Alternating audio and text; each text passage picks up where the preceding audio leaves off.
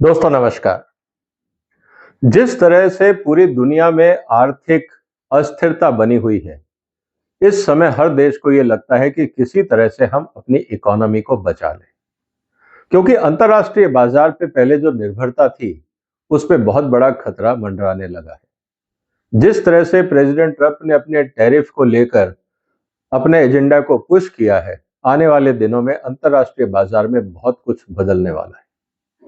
क्या होगा, किस तरह से भारत इस स्थिति से उभर पाएगा और जो हमारा बड़ा कॉम्पिटिंग कंट्री है चाइना, क्या वो भी बच पाएगा? आज सबसे इंपॉर्टेंट बात यह है कि मेक इन इंडिया जब हम बात कर रहे हैं तो पर्पस ये है कि भारत में बनाओ और विदेश में बेचो।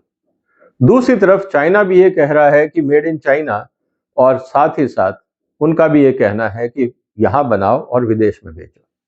अब सवाल इस बात का है कि खरीदेगा कौन? बनाना सब चाह रहे हैं, खरीदना कोई नहीं चाह रहा। ऐसी स्थिति में वर्ल्ड मार्केट में क्या होगा, इसको समझना बहुत जरूरी है। और सबसे पहले तो यह भी समझना जरूरी है कि जो हम बनाना चाहते हैं, क्या वर्ल्ड मार्केट में उसकी डिमांड है? आने वाले दिनों में क्या होगा, इस चीज को समझना जरूरी है। इसलिए आज की वीडियो को पूरा देखिएगा। मैं इसलिए आपसे कह रहा हूं क्योंकि कुछ कंपैरिजन मैंने किया है डेटा के साथ, टेक्नोलॉजी के साथ, कि चाइना का फोकस कहां है, भारत का फोकस कहां है और हम कहां खड़े हैं, चाइना कहां खड़ा है और आने वाले दिनों में क्या होने वाला है। अगर आप व्यापारिक दृष्टि से इसको देखें तो आपके पास बहुत सारे इंसेंटिव मिलेंगे इस वीडियो को देखने का, कि आने वाले दिनों में किस क्षेत्र में फोकस किया जाए, कहां इन्वेस्टमेंट किया जाए। इसलिए दोस्तों इस वीडियो को पूरा देखिए, इस चैनल को सपोर्ट करिए, सब्सक्राइब करिए और इस वीडियो को शेयर भी करिए। दोस्तों अगर हम ये देखें कि भारत और चाइना में फर्क क्या है, वो आपके सामने है। अगर हम 1991-92 की बात करें, जब हमने भी लिबरलाइजेशन किया था, तब हम चाइना के मुकाबले थे, हमारी जो पर कैपिटा इनकम थी वो चाइना के मुकाबले थी। 91 में हमने भी सुधार किया, 91 में से पहले चाइना ने सुधार किया, लेकिन उनकी जो आर्थिक स्थिति या पर कैपिटा इनकम थी वो हमारे बराबर थी। लेकिन आज हम 2024 में जब अब बात करते हैं तो हम बैठे हैं करीब, अगर आप आंकड़ा देखें तो हमारी जो पर कैपिटा इनकम है वो करीब 2,40,000 के आसपास है, जबकि चाइना की 13 लाख के आसपास है। अब मैं इसलिए इसको कंपैरिजन में कर रहा हूं क्योंकि दोनों की आबादी लगभग बराबर है, कोई बहुत ज्यादा फर्क नहीं आया है। अब सवाल इस बात का है कि जिस स्थिति में आज हम पहुंचे हैं, अगर हम उसका इंतजार देखें तो चाइना करीब 2008 में, करीब 15 साल पहले उस स्थिति में पहुंच चुका था जहां हम पहुंचे हैं। मतलब इस रेस में हम 15 से 20 साल पीछे हैं। ये बात तो क्लियर हो गई अभी तक की स्थिति की, कि 90 में हम बराबर थे, लेकिन जिस स्थिति में आज हैं, चाइना वो 2008 में पहुंच गया। इसका मतलब टाइम वाइज हम 15 साल पीछे चल रहे हैं। इसका मतलब क्या हुआ? अगर हम ग्रोथ रेट देखें और एक्सपोर्ट परफॉर्मेंस देखें तो स्थिति बहुत क्लियर है। हम अगर अपनी एक्सपोर्ट परफॉर्मेंस देखें तो 2014-15 की अगर मैं बात करूं तो हम करीब $263 पे थे 2015 में, और आज हम 23-24 के अंदर करीब $431 के आसपास हमारा एक्सपोर्ट है। उसी स्थिति के अंदर जब हम बात करते हैं तो चाइना का जो एक्सपोर्ट था वो 2.2 ट्रिलियन डॉलर था, जो बढ़ के करीब $3.3 ट्रिलियन के आसपास आ गया। वो बात कर रहे हैं ट्रिलियन में, हम बात कर रहे हैं बिलियन में। यहीं पे ही बहुत बड़ा फर्क आ जाता है। लेकिन इंपॉर्टेंट चीज ये है कि ये जो फर्क आया है, इसके पीछे आधार क्या है, इसके पीछे लॉजिक क्या है। सबसे पहले हमें समझना चाहिए कि चाइना का जो फोकस है वो क्या रहता है। देखिए, चाइना ने मेड इन चाइना 2025 जो पॉलिसी बनाई, उसका फोकस क्या था? उनका पूरा का पूरा फोकस था हाईटेक, टेक्नोलॉजी ओरिएंटेड। मतलब उनका यह कहना था कि देखिए, हम कमोडिटी नहीं बेचेंगे, वो हमारी तरह चावल नहीं बेच रहे हैं, हमारी तरह रॉ मटेरियल नहीं बेच रहे। उन्होंने कहा अगर हमें पर कैपिटा इनकम बढ़ानी है, हाई पेइंग जॉब क्रिएट करने हैं, तो हमें टेक्नोलॉजी ओरिएंटेड फोकस करना होगा। और जब तक हम उस पर फोकस नहीं करेंगे तब तक खुशहाली नहीं आएगी, तब तक जो आप कह सकते हैं कि ओवरऑल जो प्रॉस्पेरिटी है वो नहीं होगी। हिंदुस्तान में जितना हम एक्सपोर्ट कर रहे हैं, अगर आप एक्सपोर्ट डेटा उठा के देख ले तो हम क्या एक्सपोर्ट करते हैं? हम एक्सपोर्ट करते हैं चावल, हम एक्सपोर्ट करते हैं मछली, हम एक्सपोर्ट करते हैं मीट। ये सब रॉ मटेरियल है। प्रोसेस्ड फूड में हमारा जो शेयर है वो नेग्लिजिबल है। इसी तरह से हम बाकी जो प्रोडक्ट एक्सपोर्ट कर रहे हैं वो भी अगर हम देखें तो आयरन ओर हमने एक्सपोर्ट कर दिया, एल्यूमिनियम मेटल एक्सपोर्ट कर दिया, आयरन मेटल हमने एक्सपोर्ट कर दिया। दवाइयां जो हम एक्सपोर्ट कर रहे हैं वो भी जेनेरिक कर रहे हैं। जो आईटी सर्विसेज हम दे रहे हैं वो एक्चुअली हम लेबर ऑफर कर रहे हैं। ये स्थिति है भारत की इकोनॉमी या भारत की अर्थव्यवस्था की कि हम या तो प्रकृति का दोहन करते हैं, पानी और जमीन हम इस्तेमाल करते हैं, वहां पे इंटेलेक्चुअल कैपिटल नहीं है, रिसर्च नहीं है, और यही हाल नॉन एग्रीकल्चर में है जहां पे हम माइंस का उपयोग करते हैं, जमीन में से निकाला, उसको साफ किया और बेच दिया। इसके अलावा हमारा वैल्यू एडिशन नेग्लिजिबल है। दूसरी तरफ चाइना का फोकस क्या है? चाइना ने फोकस कहा कि भाई हम हाईटेक कंपनीज को लाएंगे, उसका एक ही तरीका है कि उन हाईटेक कंपनीज पे हम टैक्स कम करेंगे ताकि वो कंपनियां चाइना में आए। अब आपने देखा वहां पे एप्पल वहां पे है, माइक्रोसॉफ्ट वहां पे है, जितने कंप्यूटर कंपनीज हैं, मोबाइल कंपनीज हैं, जितनी भी चिप मैन्युफैक्चरिंग कंपनीज हैं, सारी हाईटेक कंपनीज इस समय चाइना में है। चाहे वो कैमरा की कंपनी हो या जो भी आप हाईटेक की बात करो, आज सब चाइना से ऑपरेट कर रहे हैं। दूसरा, उन्होंने बहुत इंपॉर्टेंट डिसीजन लिया अपनी कंपनियों को कहने के लिए कि incentivize the merger and acquisition of foreign technology companies.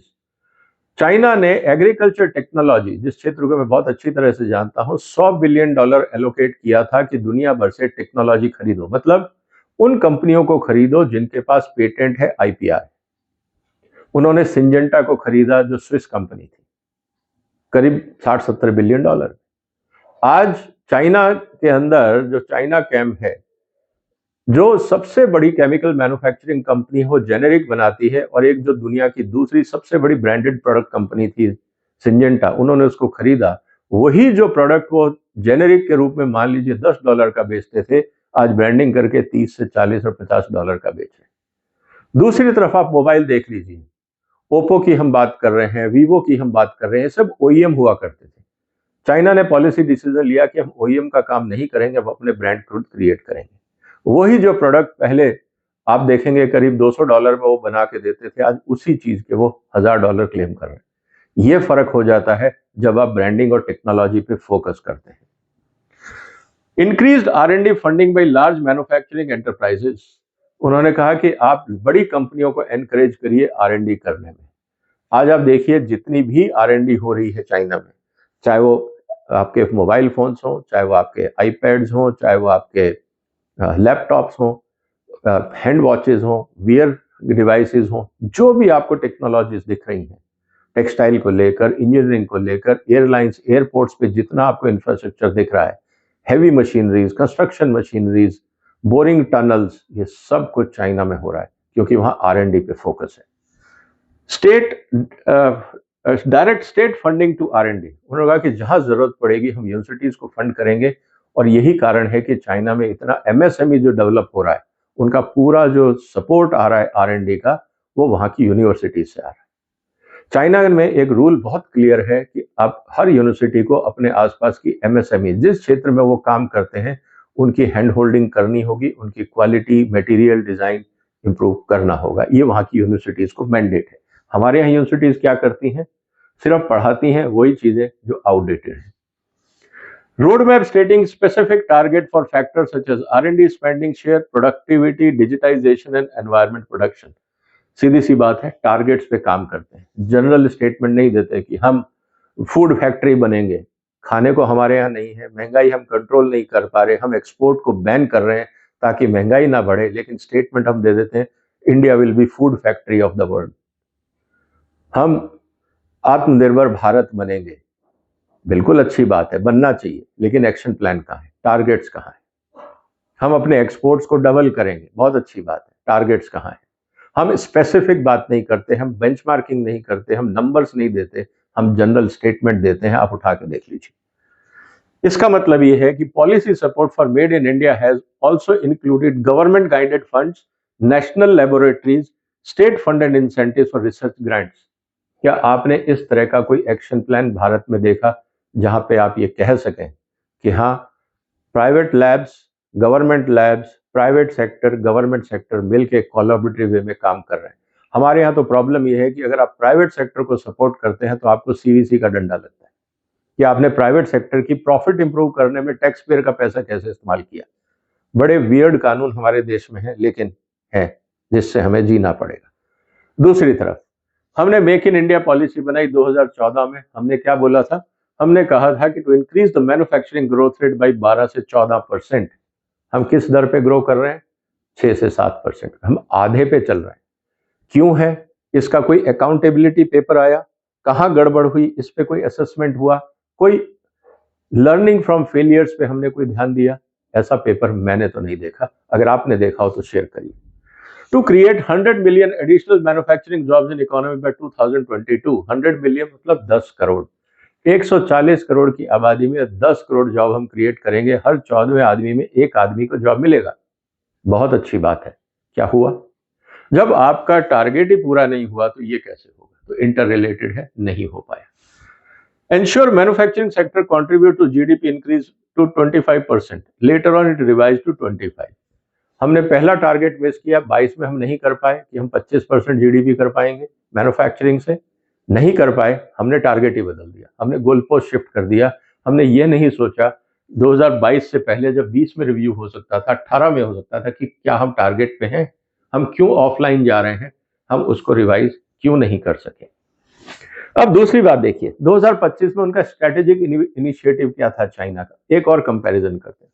उन्होंने कहा देखिए, बिल्डिंग R&D सेंटर्स 40 बनाएंगे 2025 तक। हर क्षेत्र में एक वर्ल्ड क्लास R&D सेंटर होगा। क्या हमारे यहाँ ऐसे टारगेट्स हैं? हमने IITs बहुत सारे खोल दिए, हमने एम्स बहुत सारे खोल दिए। प्रॉब्लम यह है कि वहां फैकल्टी नहीं है। हम सिर्फ बिल्डिंग बनाते हैं, कैंपस बनाते हैं और क्लेम करते हैं कि हमने R&D सेंटर खोल दिए। आउटपुट क्या है? हमने आज करीब हर स्टेट में IITs और IIMs खोल दिए। अच्छी बात है, लोगों को डिग्री मिल रही है, बहुत अच्छी बात है। नेशनल बिल्डिंग में उसका क्या असर है? क्या ग्रोथ रेट बढ़ी, क्वालिटी बढ़ी, एक्सपोर्ट बढ़ा? क्या ये पैरामीटर्स हमने मेजर किए कि नए IITs और IIM से देश की आर्थिक स्थिति में क्या प्रभाव आया? इसको भी समझना जरूरी है। Development of high end project across all key sectors and industry. High end projects हम डिफेंस में कर रहे हैं, बहुत अच्छी बात है। क्या कोई टेक्सटाइल में हाई एंड प्रोजेक्ट है? क्या आपका हाउसिंग कंस्ट्रक्शन में कोई हाई एंड प्रोजेक्ट है?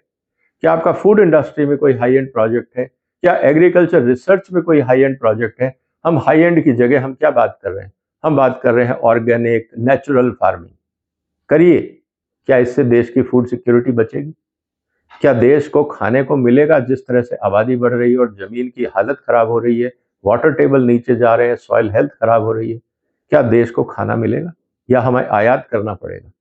क्योंकि अगर हमारे यहाँ फूड सफिशिएंसी होती तो हम एक्सपोर्ट पे बैन नहीं लगाते। हम 70% खाने का तेल आयात नहीं करते, हम दालें आयात नहीं करते, हम मसाले आयात नहीं करते। हम सब कुछ आयात कर रहे हैं और जो हमारे पास है हमने उस पर एक्सपोर्ट बैन लगा दिया, क्योंकि हमें नहीं पता कि कहीं ये शॉर्टेज ना हो जाए। ये एक चुनौती हमारे सामने। Sustainable production and world wide leading green manufacturing practices. अब पूरी दुनिया क्लाइमेट चेंज की बात कर रही है, पॉल्यूशन को लेकर उस पर टैक्सेस बढ़ रहे हैं। तो चाइना ने कहा ठीक है, अगर दुनिया को ग्रीन मैन्युफैक्चरिंग चाहिए, हम R&D बेस बना रहे हैं, मैन्युफैक्चरिंग बेस बना रहे हैं, हम ग्रीन मैन्युफैक्चरिंग पे फोकस करेंगे, जो एक अच्छी बात है। Smart manufacturing including robotics and digitization. वहां पे लेबर एम्प्लॉयमेंट को लेकर प्लानिंग नहीं हो रही है। इस बात को आप ध्यान रखिए कि कितने लोगों को हम रोजगार देंगे, इसकी वहां चिंता नहीं है। उसकी चिंता है कि हम वर्ल्ड क्लास कैसे बनेंगे, इसकी चिंता है। आप रोजगार दीजिए, लेकिन वर्ल्ड क्लास बनाइए। इसीलिए स्किल डेवलपमेंट अगर आप फोकस नहीं करेंगे, सिर्फ आप लो एंड जॉब देते रहेंगे, हम कहेंगे कि नहीं हमें लेबर देनी है, हमें मैन्युफैक्चरिंग जॉब देना है, वहां पे वर्कर्स को काम मिले, लेकिन अगर वर्कर्स की एफिशिएंसी नहीं है तो मुश्किल है। अभी जो एप्पल के CEO हैं मिस्टर कुक, उन्होंने एक बात कही थी। उन्होंने ये कहा था कि हम चाइना में इसलिए ऑपरेट नहीं कर रहे क्योंकि वहां पे लेबर सस्ती है। चाइना में लेबर बहुत महंगी है, लेकिन वहां पे जो स्किल सेट है वो स्किल सेट अमेरिका में भी नहीं। इसीलिए वहां ऑपरेट करना अच्छा है, सस्ता पड़ता है, क्योंकि आउटपुट पर आवर हमें बहुत ज्यादा मिलती है, जो हमें अमेरिका में भी नहीं मिलती। ये बात उन्होंने कही। इसके अलावा new material production to be less dependent. Less dependent मतलब जितनी भी नई रिसर्च ओरिएंटेड टेक्नोलॉजी है, हम उसमें अमेरिका या किसी और देश पे निर्भर नहीं होंगे, हम लेस डिपेंडेंट होंगे। इसीलिए एक तरफ R&D और दूसरी तरफ उन्होंने जाके पूरी दुनिया में माइंस को एक्वायर किया, ताकि अमेरिका या बाकी देशों पे डिपेंडेंसी ना रहे। और ये उनकी एक सफलता का राज है, इसीलिए वो एक्सपोर्ट भी काफी कर पा रहे हैं। हमने क्या किया? मेक इन इंडिया की स्ट्रेटेजिक इनिशिएटिव क्या थी? Make in India initiative was to improve ranking. हम दुनिया में रैंकिंग में बढ़ना चाह रहे थे, लेकिन रैंकिंग में हम कैसे बढ़ेंगे, इसका रोड मैप कहाँ, ये नहीं बताया। क्या हमारे यहाँ पे हम कानून सिंप्लीफाई करेंगे? क्या हमारे यहाँ पे हम करप्शन कम करेंगे? क्या यहाँ पे कोई बेंचमार्किंग होगी? इस तरह का जो इनिशिएटिव होना चाहिए वो हमने नहीं किया। हमने ये कहा कि स्टेट्स आपस में कॉम्पीट करेंगे और रैंकिंग बढ़ेगी। आपको पता है स्टेट गवर्नमेंट्स का कोई इंटरेस्ट नहीं, उनको सिर्फ फ्रीबीज बांटने हैं, सब्सिडी बांटनी है ताकि अगली बार सत्ता में आ जाए। इसके अलावा स्टेट गवर्नमेंट्स के पास और कोई एजेंडा नहीं है। मैंने तो किसी भी स्टेट गवर्नमेंट का विजन डॉक्यूमेंट नहीं देखा कि हम दुनिया में अपने स्टेट को मैन्युफैक्चरिंग हब बनाएंगे और हम दुनिया में इस तरह से आगे बढ़ेंगे। Ongoing global campaign, release leaflet and websites. हम लोग सिर्फ लोगों में एडवर्टाइजमेंट कर रहे हैं कि भारत में आइए, इन्वेस्ट करिए, हम बहुत अच्छे देश हैं। लेकिन सवाल इस बात का है कि जब भी इन्वेस्टर आता है वो सरकार को नहीं देखता, वो एग्जिस्टिंग कंपनीज और वहां की परफॉर्मेंस को देखता है। वहां जो अपने कंसल्टेंट भेजता है या वहां के जो मैनेजर्स आके यहाँ स्टडी करते हैं वो सरकार के कागज नहीं पढ़ते, वो एग्जिस्टिंग कंपनियों से पूछते हैं कि भैया आपको क्या दिक्कत है, क्या लाइसेंस टाइम पे मिल जाता है? जब लोग बोलते हैं नहीं, बगैर पैसे दिए काम नहीं होता, तो इन्वेस्टर भाग जाता है। कि आपको एक एक अप्रूवल लेने में, फॉरेस्ट क्लियरेंस लेने में, एनवायरमेंटल क्लियरेंस लेने में, मैन्युफैक्चरिंग क्लियरेंस लेने में दिन और महीने और हफ्ते लग जाते हैं और उसमें भी रिश्वत देनी पड़ती है। तो फिर लोगों को लगता है फिर वियतनाम ही चलना चाहिए, हम वहां बनाएंगे और भारत में बेचेंगे। भारत सरकार को ये बात समझनी पड़ेगी कि आपके भाषण से नहीं आएगा कोई भी। अगर एग्जिस्टिंग कंपनी खुश नहीं है तो नया मैन्युफैक्चरर नहीं आएगा। वो आपके एग्जिस्टिंग मैन्युफैक्चरर्स की परफॉर्मेंस देखता है, उसके प्रॉफिटेबिलिटी देखता है, उसका R&D इन्वेस्टमेंट देखता है, उससे संबंधित कानून देखता है और फिर मूड बनाता है कि जाना है या नहीं जाना। और यही चीज हमें बेंचमार्किंग करनी पड़ेगी। Revision in public procurement order and GFI। हम सिर्फ सरकारी प्रोक्योरमेंट की बात कर रहे हैं क्योंकि हमें आज भी लगता है कि सरकार सबसे बड़ा कस्टमर है। यहाँ पे भी फोकस एक्सपोर्ट्स नहीं है, इस बात को आप ध्यान रखिए। हमने ये नहीं कहा कि we will have benchmark against China, we will reduce cost of production और we will be at par with China in cost of production. हमने वो बेंचमार्किंग नहीं करी। हमने कहा हम सरकारी प्रोक्योरमेंट सिस्टम को सिंप्लीफाई कर देंगे और उसके लिए हमने जेम पोर्टल बना दिया कि आप वहां पे पोस्ट करिए। और हकीकत है जेम में ये है कि बहुत सारे लोग फिक्टिशियस डॉक्यूमेंट लगा के रजिस्ट्रेशन कराते हैं। अब कौन से सेक्टर पे फोकस किया चाइना ने, इसको भी समझना होगा। इंडस्ट्री सेक्टर जो चाइना ने फोकस किया, IT, robotics, green energy and green vehicle, aerospace equipment, ocean engineering, railway equipment, power equipment, new material, medicine and medical devices, agriculture machinery. और डिस्क्रिप्शन में अगर आप देखें तो पूरा up to smart appliances, AI and machine learning, energy efficiency and electrical vehicles. कहने का मतलब है कि सब के सब high end high value segment पे उन्होंने फोकस किया। कहीं पे भी उन्होंने लिखा कि हम हमारे यहाँ से मक्का एक्सपोर्ट करेंगे, चावल एक्सपोर्ट करेंगे, मछली एक्सपोर्ट करेंगे, मुर्गी एक्सपोर्ट करेंगे। उनको इंटरेस्ट है ही नहीं कमोडिटीज में कि वो तो हम वैसे ही एक्सपोर्ट कर लेंगे, उसमें दिमाग नहीं लगाना। अगर हम सस्ते हुए तो दुनिया वैसे ही खरीद लेगी, उसको एक्सपोर्ट करने की जरूरत नहीं है। जहां पे एफर्ट करना है वो हाई वैल्यू क्रॉप। लेकिन दूसरी तरफ हमने क्या किया, मेक इन इंडिया में हमने 25 सेक्टर उठाए, उन्होंने 10 उठाए हाई वैल्यू। हमने क्या उठाया, हमने सब कुछ उठा दिया। एरोस्पेस एंड डिफेंस, हम R&D नहीं कर रहे हैं, समझिए इस बात को। सिर्फ जो HAL है, हिंदुस्तान एरोनॉटिक्स और एक दो कंपनियों को छोड़ दें तो एरोस्पेस में हमारी कोई R&D नहीं है, किसी कॉलेज में R&D नहीं हो रही। ऑटोमेटिव, ये भी प्राइवेट कंपनियां कर रही हैं। फार्मास्यूटिकल, हम जेनेरिक पे फोकस कर रहे हैं। कितने हमने नए मॉलिक्यूल डिस्कवर किए उससे आपको पता लग जाएगा।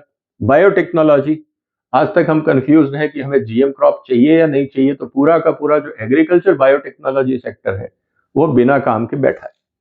इलेक्ट्रॉनिक्स, हम असेंबली लाइन कर रहे हैं, हम डिजाइन एंड मैन्युफैक्चरिंग की जगह हम कंपोनेंट बाहर से ला रहे हैं और यहाँ हम असेंबली कर रहे हैं। टेक्सटाइल की हम बात कर रहे हैं, apparels and textile, cost of manufacturing देख लीजिए। केमिकल्स, हम रॉ मटेरियल चाइना से लाते हैं या प्रोसेसिंग करते हैं और जेनेरिक केमिकल एक्सपोर्ट कर रहे हैं। फूड प्रोसेसिंग, जब हमारे यहाँ पे फूड इन्फ्लेशन है, रॉ मटेरियल महंगा है, तो फूड इंडस्ट्री कैसे सर्वाइव करेगी, अपने आप में सवाल है। और कंस्ट्रक्शन की हम बात कर रहे हैं, real estate and infrastructure project, ये डोमेस्टिक कंजम्पशन है, इसमें भी हम रेरा लेके आए और दुनिया भर का जो ब्लैक मनी और करप्शन और जो भ्रष्टाचार और आम आदमी के घरों के साथ जो खिलवाड़ हो रहा है रियल एस्टेट सेक्टर में, वो आज तक एक सिरदर्द बना हुआ है। दूसरी तरफ हम मैन्युफैक्चरिंग की बात कर रहे हैं, आईटी सर्विसेज, जिसमें हम लेबर दे रहे हैं, हमने अपनी तरफ से कितने प्रोडक्ट लॉन्च किए ये हमें नहीं पता। टूरिज्म एंड हॉस्पिटैलिटी, ये बहुत पोटेंशियल है, लेकिन आज हमारे यहाँ हालत क्या है टूरिज्म की, आप जाके देख लीजिए। हर स्टेट के अंदर टूरिज्म को लेके अभी भी कोई एक्शन प्लान नहीं है। कुंभ ने बताया कि टूरिज्म एक बहुत बड़ा पोटेंशियल है, लेकिन आप जाके टूरिस्ट स्पॉट्स की हालत देख लीजिए, वहाँ हाइजीन देख लीजिए, वहाँ पे जिस तरह से टूरिस्ट के साथ जिसको कहा जाते हैं कि ठगी होती है, एडल्ट्रेटेड प्रोडक्ट मिलता है, हर आदमी उसको लूटने खरसोटने में लगा होता है कि आप टूरिस्ट बन के जाइए तो 10 रुपए की चीज को 100 रुपए में बेचने का प्रयास किया जाता है। वहाँ पे क्वालिटी नहीं है, हाइजीन नहीं है, कोई एथिक्स और मैनर्स नहीं है। ऐसी स्थिति में टूरिज्म कैसे डेवलप होगा? मेडिकल वैल्यू टूरिज्म, आज आप देख लीजिए हमारे यहाँ पे जो इलाज हमारे यहाँ पे पहले सस्ते में होता था, टूरिज्म के नाम पे हमने उसको बहुत बढ़ा दिया। हुआ क्या, जो बांग्लादेश से पहले, उदाहरण के लिए, जो मरीज पहले हिंदुस्तान आते थे, चाइना ने उनके लिए नए हॉस्पिटल्स खोल दिए चाइनीज शहरों में और रेट उनके काफी कम कर दिए। इसी तरह से मलेशिया, थाईलैंड, वहां पे इन्वेस्टमेंट कर रहे हैं और टूरिस्ट को बुला रहे हैं, मेडिकल टूरिज्म को सस्ते रेट पे, क्योंकि हिंदुस्तान ने सोचा कि हम अगर मेडिकल टूरिज्म की बात करेंगे तो जितना चाहे पैसा वसूल कर सकते हैं, ऐसा होता नहीं है। उसके अलावा ट्रांसपोर्ट एंड लॉजिस्टिक्स, इस पे हम हाईवेज पे काम कर रहे हैं, वेयर हाउसिंग पे काम चल रहा है, ये एक अच्छा सेक्टर है। अकाउंटिंग एंड फाइनेंस, यहाँ पे काम चल रहा है, लेकिन इससे हम एक्सपोर्ट क्या बढ़ाएंगे, कौन सी सर्विसेज हम दुनिया को दे सकते हैं, ये अपने आप में सवाल है। ऑडियो विजुअल, अब यहाँ पे हम कौन सा वर्ल्ड क्लास सिस्टम बना रहे हैं, क्या हम यहाँ हार्डवेयर बना रहे हैं या हम सिर्फ टीवी चैनल और यूट्यूब चैनल्स को ही खोल रहे हैं, ये हमें नहीं पता। लीगल सर्विसेज, आप जहां तक आर्बिट्रेशन की बात कर रहे हैं, आज भी आर्बिट्रेशन के अंदर आप चले जाइए सिंगापुर, वहां पे स्पेशलाइज लोग हैं जो आर्बिट्रेटर हैं। हिंदुस्तान में आर्बिट्रेशन, जो लीगल सर्विसेज हम दुनिया को देना चाहते थे, हमने रिटायर्ड जजेस और उन्हीं लॉयर्स को रख दिया है जिनको सब्जेक्ट नॉलेज नहीं। वर्ल्ड मार्केट में arbitration is managed by specialist, हमारे यहाँ पे कार्टल बन गया है, वही लोग हर जगह हैं, उन्हीं को ही, जो लोग उनकी गवर्निंग बॉडी में है उन्हीं को ही केस मिलते हैं। आप उठा के देख लीजिए, यही हाल हो रहा है हिंदुस्तान के आर्बिट्रेशन। कम्युनिकेशन सर्विसेज, हम टेलीकॉम की बात कर रहे हैं, हमने क्या आगे किया, आज जहां तक बात है स्टारलिंक की, वो हम कोलैबोरेशन कर रहे हैं, हमने अपनी तरफ से सिर्फ एक यूपीआई ऐप बनाया है, बाकी हमने दुनिया को क्या दिया ये अपने आप में सोचने की बात है। और एनवायरमेंटल सर्विसेज में हम क्या दे रहे हैं हमें नहीं पता।